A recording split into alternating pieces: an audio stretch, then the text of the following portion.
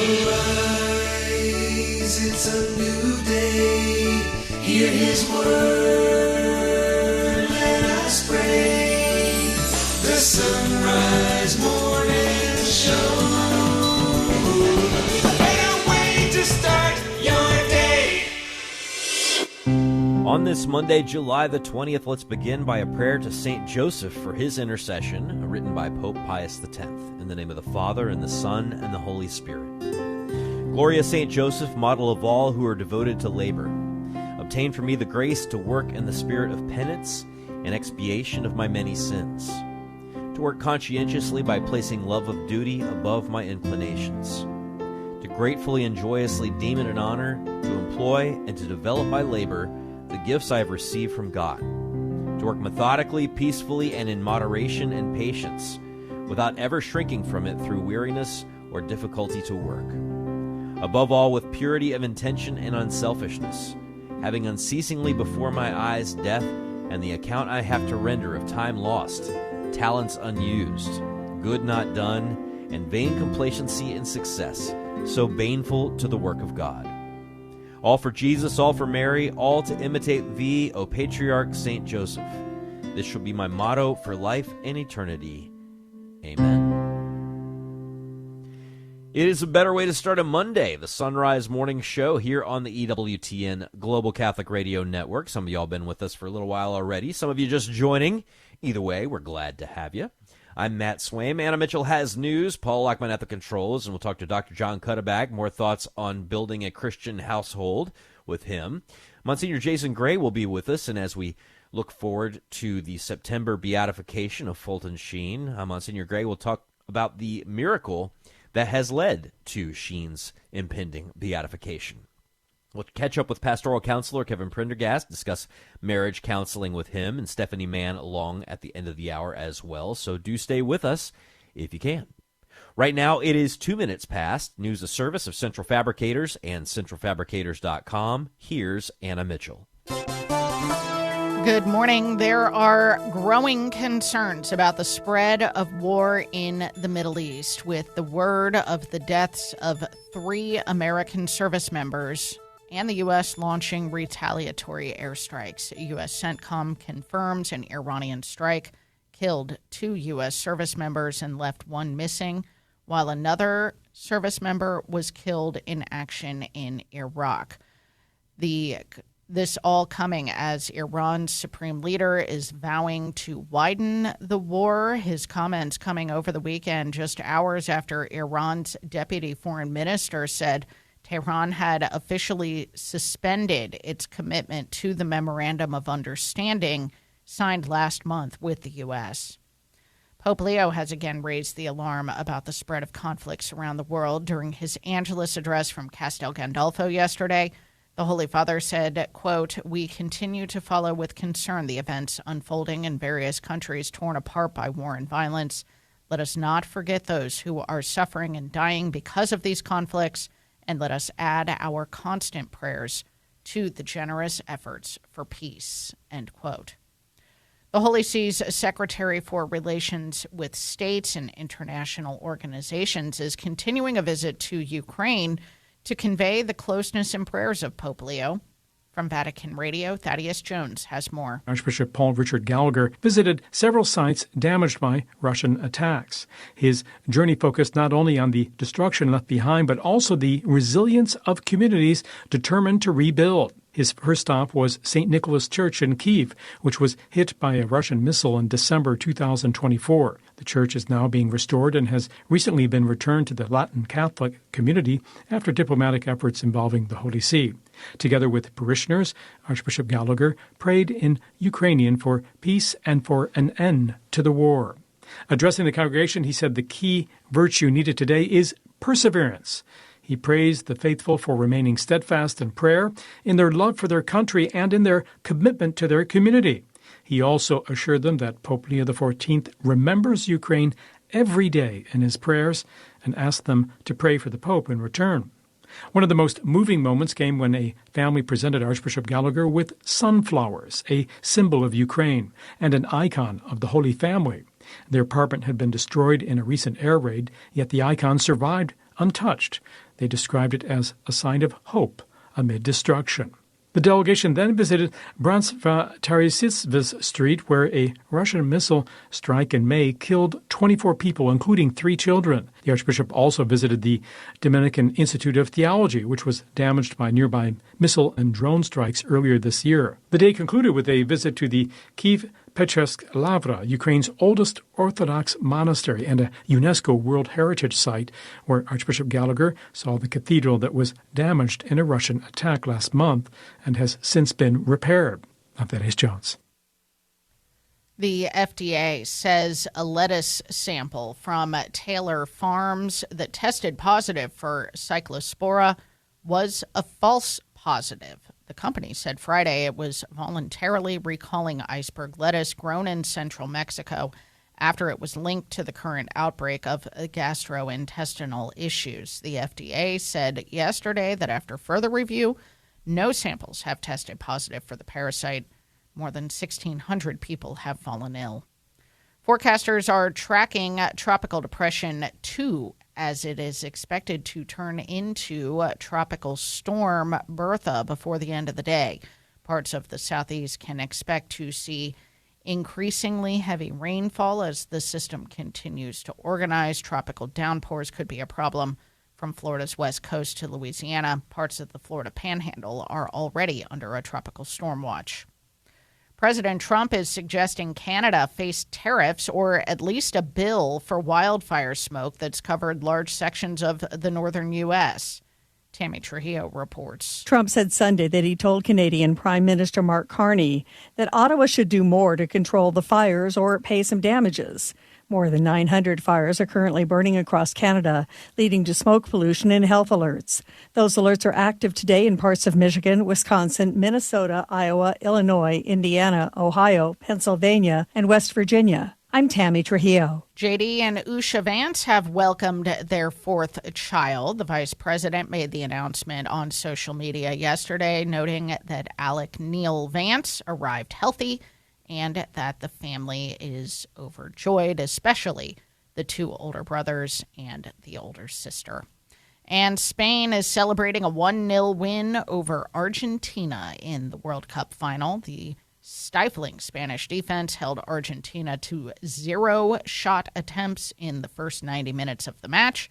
That's the first time in World Cup finals history a team was held without a shot attempt in regulation. Ferran Torres, a Catholic with a profile on EWTNnews.com today, scored the breakthrough game-winning goal in the 106th minute to seal the championship. Congratulations, Spain. How do you say congratulations in Spanish? I don't know. Felicidades. Okay. I guess. I like it. Happy things. There you go. Is more literally. But, you know. It's a great game. It is kind of interesting. I was thinking about this as everybody was arguing over certain things that were happening towards the end of the game. Mm-hmm. That, this is one of the World Cup finals where you have both teams that speak the same native language, like in terms of official language of the countries. Yeah, they had to cover their mouths so that they, strategy could it wasn't the same when England played France, right? So, of course, England. Oh, yeah. Congratulations to England, by the way. So we'll have something to talk about with Joseph Pierce later this week. I did not get to watch that game because I was bailing out my basement from a little bit of a flood in my basement over the weekend. But I heard that was a wild ending. A lot of goals scored in that one. Yeah, especially at the end. So congratulations, England, Argentina, Spain, of course France too. 4th place is no slouch. Anyway.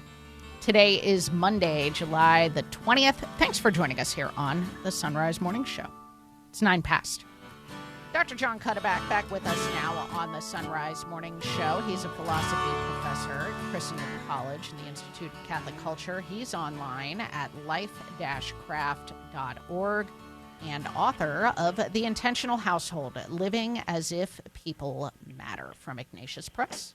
Good morning, Dr. Cuddeback. Good morning, Annie. So we are talking about the role of technology in the home today, and we're not just talking about keeping smartphones off the dinner table. You actually want us to be less, I guess you could say, constrictive when it comes to what we think of as quote-unquote technology. Can you explain? Well, I can. The use of the term is very tricky. The first step in sorting this out is to try to have a little bit more clarity on it and to put the whole question in view of the end or goal. So we're going to think in terms of technology, always in terms of the kind of life we want to have in the home. My main point, I think this is so important that many, many people miss, if we're going to understand what to do with technology in the home, we have to start with a clear vision of the precise kind of positive life we want to be living there every day. It's that gives the principle. Many people have this gut feeling, this intuition, this technology doesn't really fit with what I want. It's not, there's something not right here. It's undermining something. But precisely because it's vague, it doesn't become actionable. People don't discern, all right, so I need to do X or Y, concrete steps, because they're not seeing more precisely how it is getting in the way of their life. So we have to begin with the last two principles that we talked about in the book. What is good work? What is true leisure? In view of that, we're going to thin out any technologies, any instruments, any tools, any practices that are going to hinder, undermine, get in the way of it. Yeah, how has technology, with the expanded understanding of that, we're not just talking about computers and smartphones and gadgets like that, how has technology affected the home? The main way is in what it's replaced. The main way is through automation. Obviously, there's good technology. Technology is just applying human reason to how we do things in various arts and coming up with various tools or methods to achieve the ends better. But the problem is because we don't have, this is a whole bigger story, because we're not emphasizing the right things in life, we are in our age pushing forward on, quote, technologies that aren't in service of good human life. And so technology has become a very big problem because it's not subordinated to that richer sense of the kind of life we want to have. And so that's where you just look at simple things like technologies in the kitchen have broadly replaced the art of cooking. Technologies in other aspects of the home, say in how we spend our free time, technologies of entertainment have replaced leisure, have replaced porch time, have replaced going for a walk, have replaced telling stories. So the main thing is that which we seldom consider, oh, well, this is great, this is very convenient because it does this or that. We don't realize what we're going to lose, what it replaces. So what are the principles we need to consider if we are going to intentionally decide whether this or that technology is something that I want to employ in my life? Well, I think we're going to, again, begin by saying, let's be very concrete. What do we want our mealtime to look like? What do we want our preparation for mealtime and our cleanup after mealtime to look like? What do we want the whole realm of getting and preparing food to look like? Wait a minute, Dr. Cutterback. Are you telling me that I need to rethink whether my dishwasher is something that's making me less human? Yes. I am telling you that with this proviso. Your answer might be that your dishwasher is fine. But you do need to ask that question because it's going to get you the habit of looking at each of these technologies through that lens. So I am saying that, and it's not starting with, Dr. Cutterback, are you assuming that the dishwasher is bad? No. But this is why we have to take a fresh start, Annie. A whole host of technologies were accepted blindly. They were accepted as, well, of course this is better because it's easier. Of course this is better because it's, quote, more efficient. More efficient is a Trojan horse. There's lots of things that could be more efficient that are less human. So I'm not saying in any way we're against efficiency, but we're putting it in its place. And so we're saying we might be willing to trade efficiency for richness of mutual presence living together in work and leisure. Okay. I'm sorry I interrupted, but I just really had to get that no, out there. I'm glad you. I'm glad. Look, and so yes.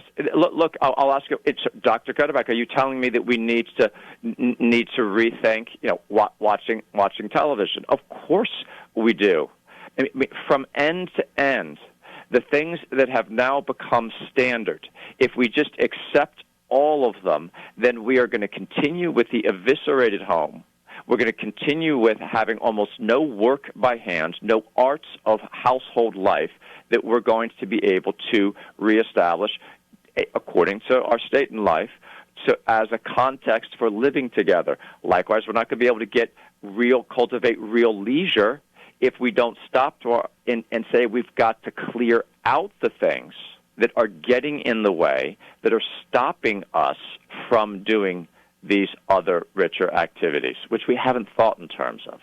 Yeah, you use a really good example in the book about communication and texting in particular. Perhaps we can close with a thought exercise on whether texting makes my life better in terms of reaching my family. Yeah, and you know what I'm going to do there? That is a great one. Real fast, I'm going to say this. It might be the case, and of course we go through this in the chapter, it might be the case that you have to stick with texting because it's already so much removed the other ways of communicating that if you got rid of it, you wouldn't be able to communicate with people you need to communicate with. All right, that's part of the practical discernment. Now we're going to do it. What are those areas where we can say, hey, maybe as a household, as a little community, we're going to step back and say, we're not going to do this. We're not going to use that. And again, the examples are multiple. And it might be, you said this is about just turn off your phone at the table, although that is a big one. We've got to clear out the space by turning off the phone in certain times and certain spaces. That is a part of it. But now in this more intentional, fruitful way, because we know exactly why we're doing it in view of the good work and good leisure we're cultivating. Well, thank you so much, Dr. John Cutterback. Good food for thought. You can find the Intentional Household linked in the show notes at sonrisemorningshow.com. 17 past now on the Sunrise Morning Show. We're back with headlines right after this.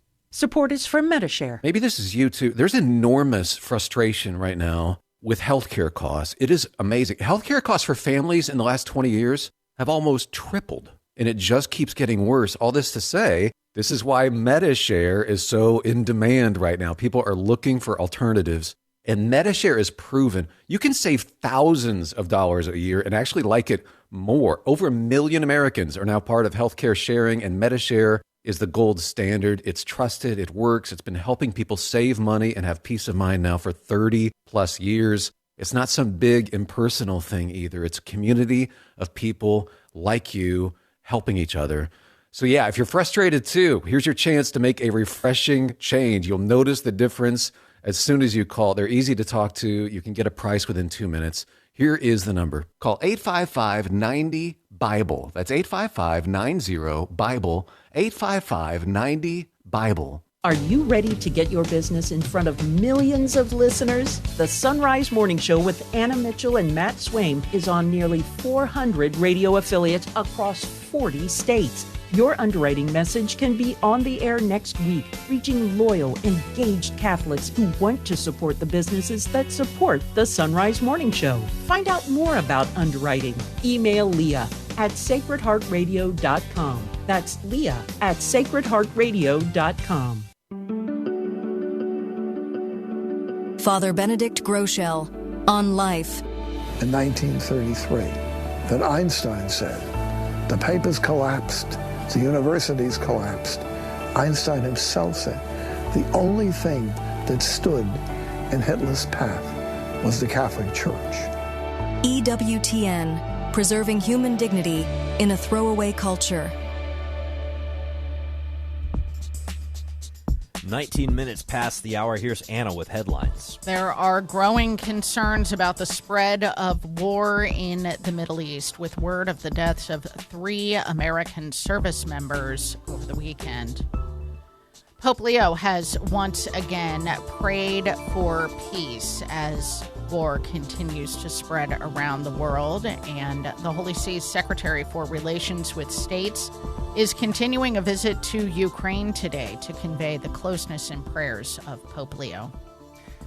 Tonight at 8 Eastern on EWTN, new episode of The Journey Home featuring Dr. Monique Ruberu, and she was a kind of a go-through-the-motions Catholic, and then her marriage hit the rocks, and she realized she needed to get her priorities together, so she got very much more serious about her faith, and in the course of it ended up connecting with some pro-lifers, and they told her that she should get serious about her career, and she's like, okay. And someone handed her a book on naprotechnology, which was kind of cool because she was already a board-certified OBGYN. And it rocked her world. Wow. And she decided to bring her whole entire OBGYN stuff in line with the Catholic faith. And if you want to hear the story about how that all took place, hear Dr. Monique Ruberu tonight on EWTN's Journey Home at 8 p.m. Eastern. Some business in front of millions of listeners. The Sunrise Morning Show with Anna Mitchell and Matt Swaim is on nearly 400 radio affiliates across 40 states. Your underwriting message can be on the air next week, reaching loyal, engaged Catholics who want to support the businesses that support the Sunrise Morning Show. Find out more about underwriting. Email Leah at sacredheartradio.com. That's Leah at sacredheartradio.com. This is Father Rob Jack with the Heart of St. Paul. Where do we get our strength? If you had asked Popeye the sailor, he would say you get it by eating spinach. If you ask an Olympic athlete, he or she would say they ate their Wheaties. But if you ask St. Paul, he says his strength comes from Jesus Christ. In the second letter to the Corinthians, Paul writes, "The Lord said to me, my grace is sufficient for you, for my power is made perfect in weakness. I will all the more gladly boast of my weakness, that the power of Christ may rest on me. For the sake of Christ, then, I am content with weaknesses and insults, hardships and persecutions and calamities. For when I am weak, then I am strong." Paul presents his limitations as opportunities for God to do great things for him. Paul gives us all an important lesson on life. Material or financial success are passing realities. What one needs to focus on is his spiritual strength. If we are spiritually strong, there is nothing that will ultimately destroy us. Spiritual strength requires humility. We have to know our weaknesses and our sins. It's only then that we can realize that we can only thrive with God. For all of our successes, give God the glory and give God the praise. He desires that we accomplish great things, but we can do it only with His grace. And we hear this from the heart of St. Paul.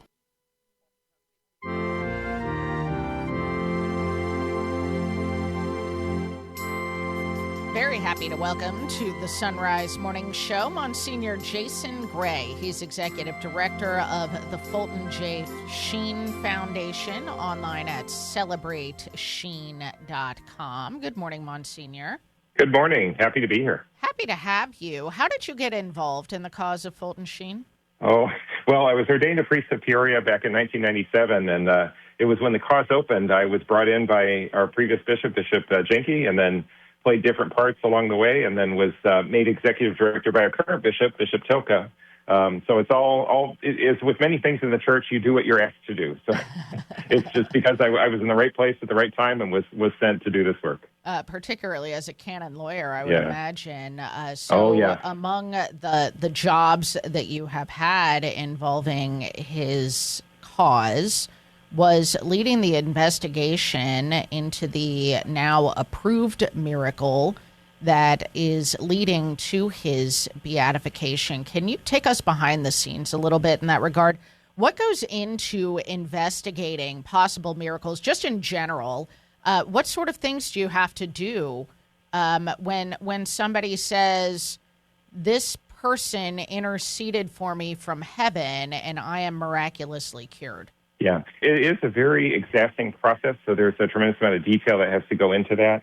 In this case, this was a child that was born without heartbeat or respiration and was without oxygen for 61 minutes, so that was the substance of the miracle. And so what we had to do is we had to talk to anyone who had medical knowledge about the case, so we talked to doctors and nurses, and we had to go through a very thorough questionnaire to inquire all the medical details. It's going to be reviewed by a panel of doctors, so they're actually looking for very specific information about the acidity of the blood and about specific details about how long the oxygen was deprived and what the child's response was at birth and so forth. So nurses and doctors have to give all sorts of technical information. We need the full medical file. But we also have to talk to other family members as well. So we interview the family, those who were present at the time of the birth, because we also have to ask about the intercession. So we have to know who prayed and how did they pray and to whom did they pray. Because you have to intersect two things. You have to show that there's some event that is beyond all natural explanation, something that can be objectively verified, and you also have to show that there was also invocation of the servant of God at the same time. So you put those two things together, and you say, we can't explain this naturally. The only explanation must be supernatural. Okay, so with all of that background, tell us a little bit more about the miracle that was approved for his beatification. Yeah. When people hear that this is a child that was without oxygen for 61 minutes, sometimes they say, you mean 61 seconds? No. They said, no, we really mean 61 minutes. Wow. It was a family that had decided upon a home birth. They're near Peoria. At the time, they lived outside of Peoria in kind of a rural area. And when the child, everything looked fine. They had a midwife who was present, and they thought everything looked good. But what they did not know is that the umbilical cord had knotted. And so at the time when the child was descending in the birth canal, that knot constricted, and so there was no oxygen, no blood or oxygen flowing to the child from that point forward throughout the delivery. So when the child actually did emerge from the womb, then he was really cyanotic. So he was, with a very pale color and no visible signs of life. So they began working immediately to provide CPR for the child, and they called for an ambulance, and they began to pray. And so all of that happened together, but it's rural, so it took the ambulance 20 minutes to come from Peoria to get out to their rural home.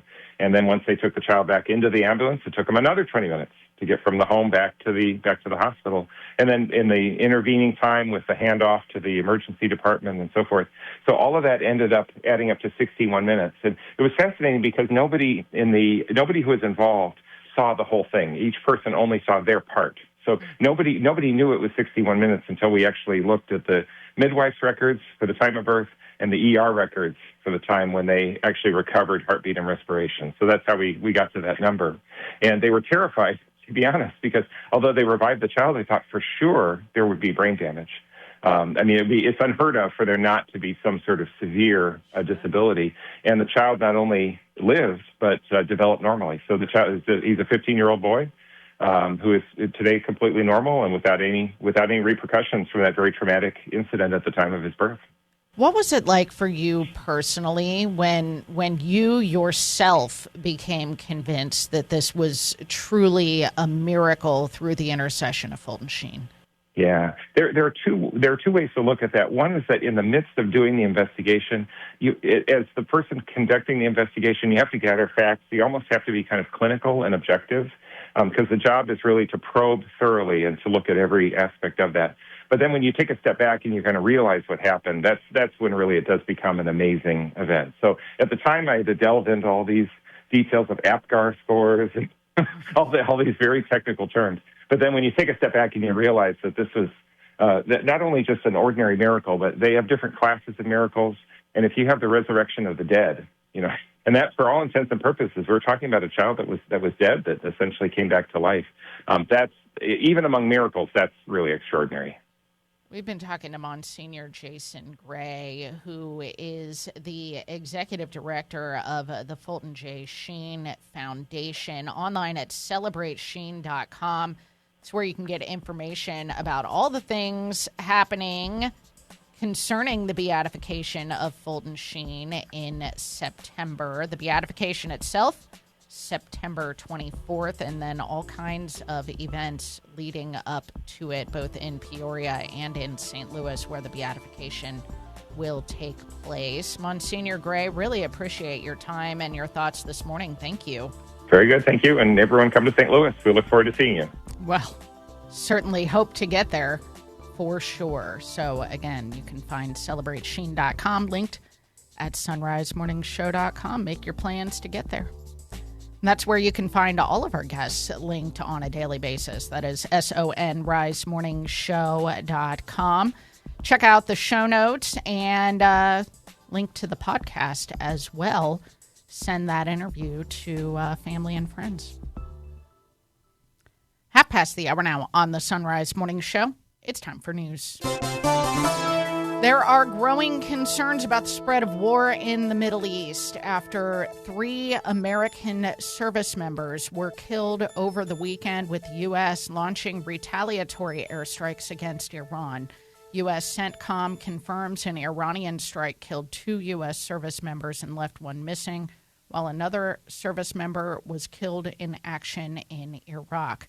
It all comes as Iran's supreme leader is vowing to widen the war. His comments over the weekend came just hours after Iran's deputy foreign minister said Tehran had officially suspended its commitment to the Memorandum of Understanding signed last month with the U.S. Pope Leo has again raised the alarm about the spread of conflicts around the world. During his Angelus address from Castel Gandolfo yesterday, he said, quote, "We continue to follow with concern the events unfolding in various countries torn apart by war and violence. Let us not forget those who are suffering and dying because of these conflicts, and let us add our constant prayers to the generous efforts for peace," end quote. The Vicar General of the Latin Patriarchate of Jerusalem says Gaza residents continue to face a deep humanitarian crisis. From Vatican Radio, Francesca Merlo reports. Bishop William Shomali says daily life is still defined by destruction, overcrowding, and uncertainty. Les gens de Gaza habitent maintenant dans 47%. People in Gaza are now confined to just 47% of the territory. 80% of the infrastructure remains destroyed. Thousands of people are living in tents. Beaucoup de gens, des milliers. According to figures compiled by Gaza's Ministry of Health and cited by the United Nations, more than 1,000 people have been killed since the ceasefire began, with thousands more injured. Bishop Shamali says humanitarian aid continues to arrive only in limited quantities. While some medicine is entering Gaza, many essential supplies remain unavailable. Food is now largely imported by private merchants and sold in makeshift market stalls, but many families have little or no income. The Latin Patriarchate has therefore adapted its response. Previously, we helped by distributing food. Now we help by giving people cash so they can buy food themselves. Reconstruction plans are tied to the demilitarization of Hamas, a process that has yet to be completed, leaving rebuilding efforts effectively on hold. Among those paying the highest price are Gaza's children, many of whom have now spent months without schooling. Instead of sitting in classrooms, Bishop Shamali says, many spend their days collecting wood, nails, or scraps of metal that can be reused or sold. But amid the devastation, the Church is trying to restore a sense of hope. This coming September, we hope to reopen our school at the Holy Family Parish. We expect about 1,000 children. It is important that they begin learning again. Little by little, they will overcome the shock and the trauma of the war. I'm Francesca Merlo. The FDA says a lettuce sample from Taylor Farms that tested positive for cyclospora was a false positive. The company said Friday it was voluntarily recalling iceberg lettuce grown in central Mexico after it had been linked to the current outbreak. The FDA said Sunday that after further review, no samples have tested positive for the parasite. More than 1,600 people, though, have fallen ill. Forecasters are tracking Tropical Depression 2 as it is expected to turn into Tropical Storm Bertha as soon as today. Mark Mayfield has more. Parts of the Florida Panhandle are already under a tropical storm watch. Forecasters expect some rain and thunderstorms, but no major problems. Flights, though, could be affected. Tampa International Airport reported over 200 delays and cancellations on Sunday. I'm Mark Mayfield. JD and Usha Vance have welcomed their 4th child, born yesterday. The vice president made the announcement on social media, saying Alec Neil Vance arrived healthy and that the family is overjoyed to welcome him. At age 40, the Second Lady is now the first woman since the 1870s to give birth while her husband is serving as vice president. Alec has 2 excited older brothers and an older sister. That's the news on the Sunrise Morning Show. It's 35 past the hour. The Sunrise Morning Show. Do you like your coffee cold and maybe a little sweet this time of year?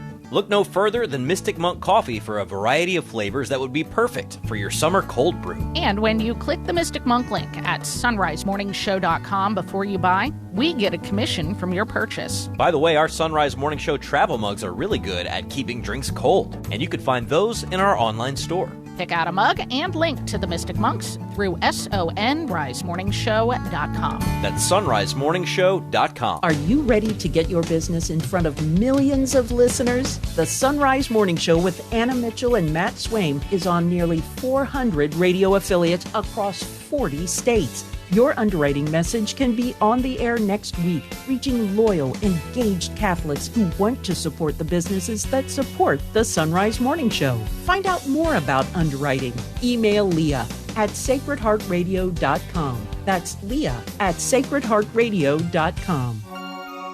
I am Dominican Father Paul Keller. Please pray with me the prayer to St. Anthony. Blessed be God in his angels and in his saints. O holy St. Anthony, gentlest of saints, your love for God and charity for his creatures made you worthy, when on earth, to possess miraculous powers. Miracles waited on your word, which you were ever ready to speak for those in trouble or anxiety. Encouraged by this thought, I implore of you to obtain for me this request. The answer to my prayer may require a miracle. Even so, you are the saint of miracles. O gentle and loving St. Anthony, whose heart was ever full of human sympathy, whisper my petition into the ears of the sweet infant Jesus, who loved to be folded in your arms, and the gratitude of my heart will ever be yours. Amen.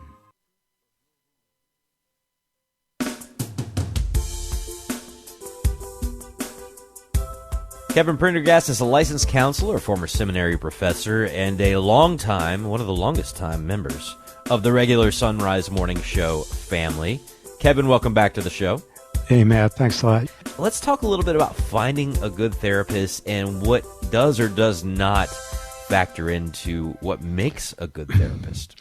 Yeah, so there's some cultural shifts, obviously. So there's two. I want to start by talking about 2 different kinds of marital problems. And we could use the word severe and less severe, right? And so by severe, I mean, every marriage is difficult, and there's going to be pain in every marriage. But some are really intolerable. So we mean things like abuse and violence, ongoing affairs, untreated addiction or mental illness, unwillingness to get help for those. So those are things that are nearly impossible for anybody to live with over a long period of time. And it used to be that was the main reason that people got divorced 50 years ago. That's changed completely. So the other category is more less severe, or they're challenging, but they're not, life-threatening, not endangering safety. There's no things like violence and untreated addiction, all of that. So it might be things like we disagree over finances and parenting, fair division of duties in the marriage. We've grown apart. We feel like just roommates. We can't get through our intimacy, physical and emotional intimacy. Those are the big reasons that are given now by the majority of people that divorce, which as a marriage counselor, that's very sad, because those are what many of us in the field would say are workable problems. Yeah, they're difficult, they're painful. It's going to take a lot of labor.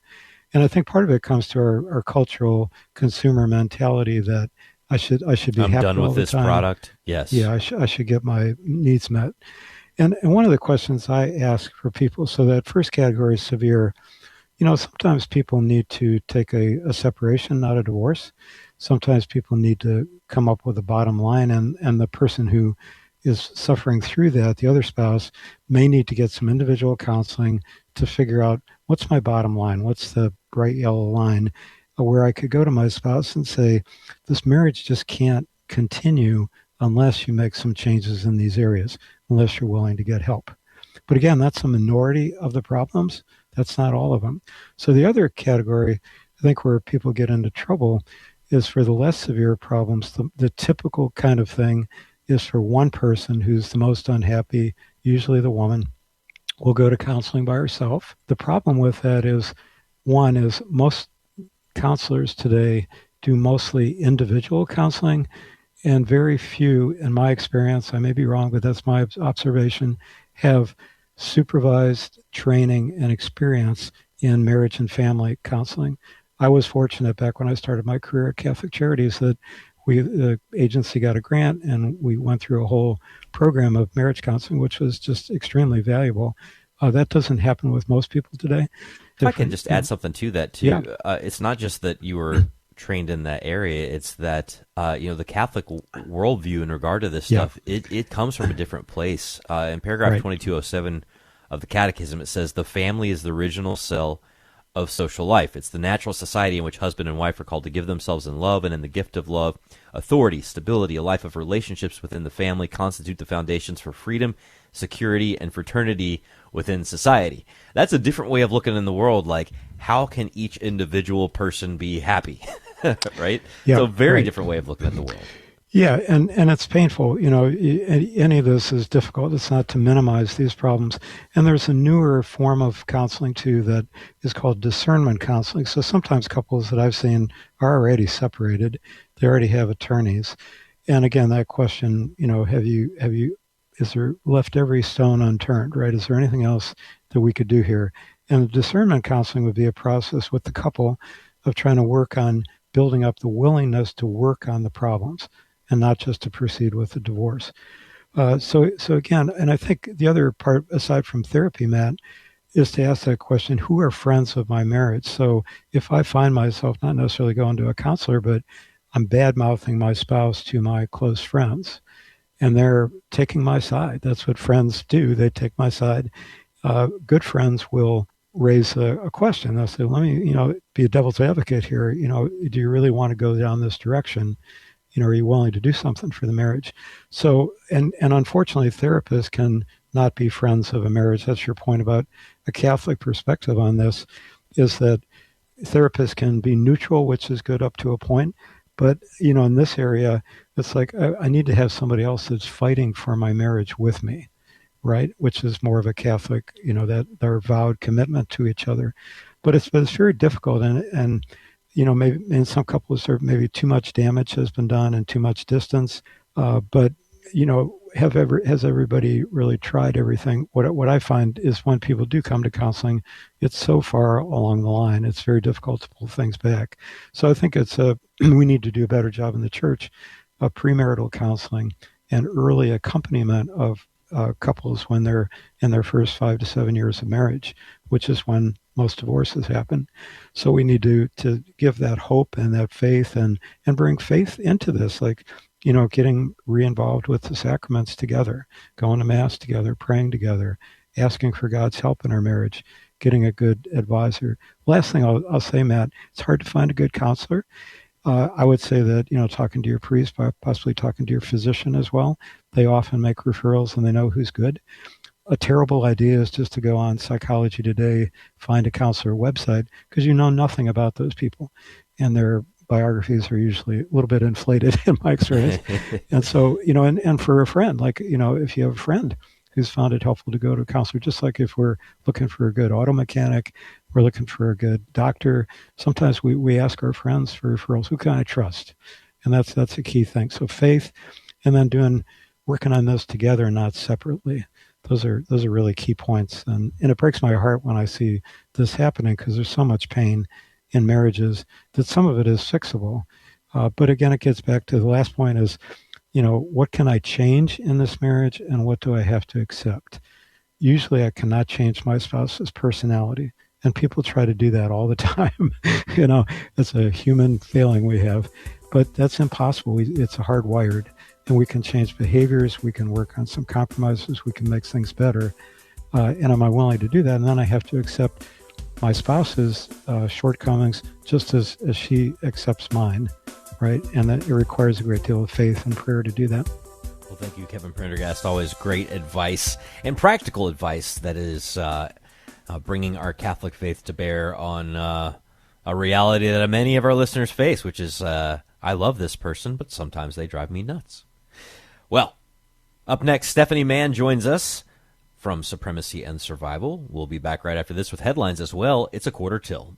Support is for MediShare. Hey, I'm Brant, and her name is Sherry. Hello. She's a friend of mine whom we were just praying for because of a surgery she just went through. Yes, and I am very happy about something you actually talk about all the time, which is MediShare. That is right. Yeah. So what was your experience like with MediShare and the healthcare bills? Honestly, Brant, seamless. And what a blessing that is when you're already nervous about a health issue, which I was. Yeah. Members shared my expenses. There were zero problems. And let me tell you, having people pray with you when you call in with your need, that is just... It is refreshing. Yes, that's what it is. But I keep telling people love MediShare, and they love saving tons of money, too. The typical family can save $500 a month. I am very thankful for MediShare. It is so different, and I mean different in a very, very good way. It is good different. Call now. They're easy to talk to, and you can get a price within 2 minutes. Call 855-90-BIBLE. That's 855-90-BIBLE. 855-90-BIBLE.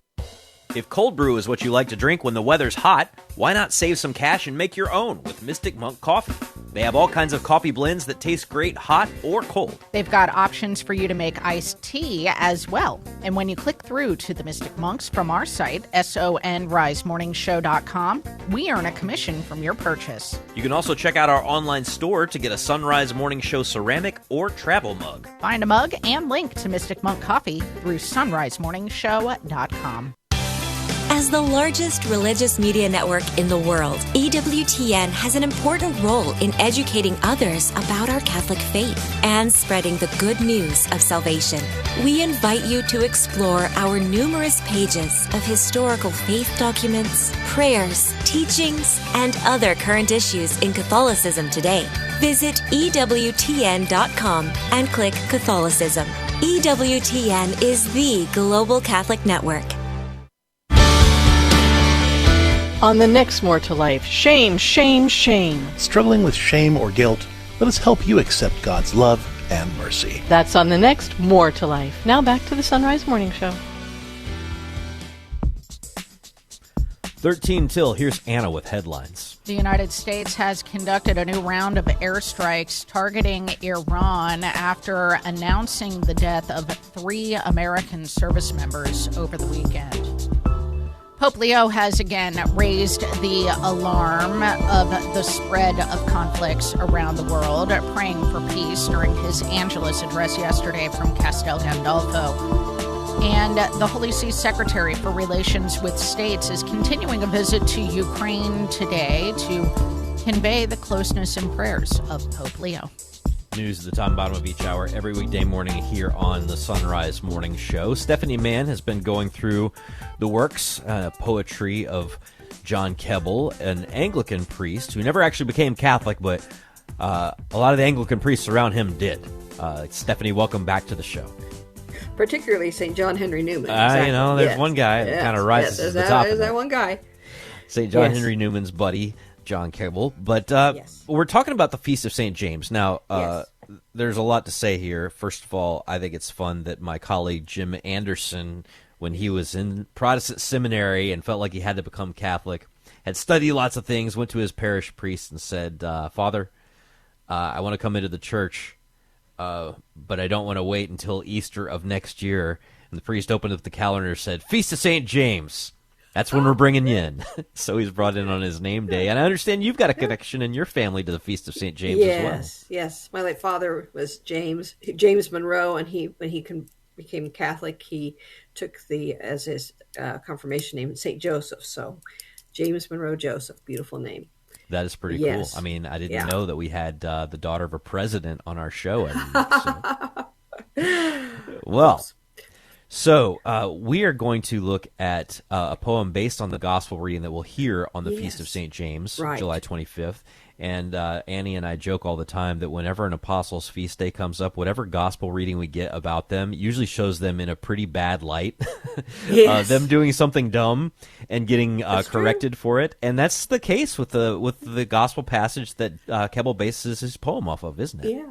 Yeah, well, actually, it's their mother. It's James and John's mother who raises. Yeah, but you know they helped the put her issue, up but to yeah, that. Yes, that's of course. true. But so John Keble focuses on that verse when after Jesus has given said maybe they can sit by my side. I don't know. That's up to my Father. But can you drink of the cup and be baptized with the baptism I'm going to receive? And they say, yes, we can. And he says, well, okay, then you will. But to sit at my right hand on my left is not mine to give. And so Keble I think it's interesting the way he shifts the point of view in this poem, because he starts out, he's speaking to James, which, indicates, James is alive. James, the greater, the apostle, is alive. So he speaks to James and says, "O great apostle, rightly now thou readest all thy Savior meant." You know what he meant. You know what he meant now. We've been through it. What time his grave yet gentle brow and sweet reproof on thee was bent. And so he knows that and Keble kind of goes into more detail what that cup and what that baptism were that he would receive, that you will suffer. And then he says, "Then be it so, my cup receive, and of thy woes baptismal taste, but for the crown that angels weave for those next me in glory placed, I give it not by partial love, but in my Father's book are writ what names on earth thou shalt at least prove, that they in heaven may highest sit." So that's the end of the kind of the dialogue between James the Greater and our Lord. And then Keble looks to his own soul and thus to his reader's soul. "Take up the lesson, O my heart. Thou Lord of weakness, write it there. Thine own meek self to me impart, thy lofty hope, thy lowly prayer." So that he's saying, I need to be conformed to you more than the apostles at this particular moment, and be ready to drink that same cup and receive that same baptism. I love the part that follows that, because he says, Yes. "And if I ever decide to chicken out," he says, I mean, that's the paraphrase of what he's saying here. "If I ever chicken out, Lord, get me back on track." But Keble puts it much more eloquently. He says, "If ever on the mount with thee I seem to soar in vision bright with thoughts of coming agony, stay thou the too presumptuous flight. Gently along the vale of tears lead me from Tabor's sunbright steep. Let me not grudge a few short years with thee toward heaven to walk and weep." And that is kind of an interesting perspective. If it looks hard, the Christian life, well, Lord, help me, give me some strength, because it's really only a few short years that you're asking me to suffer, and to enter into what you have entered into before joining you in heaven. It's not like this is not an eternal situation you're trying to make me go through. It's just a few short years of darkness and suffering.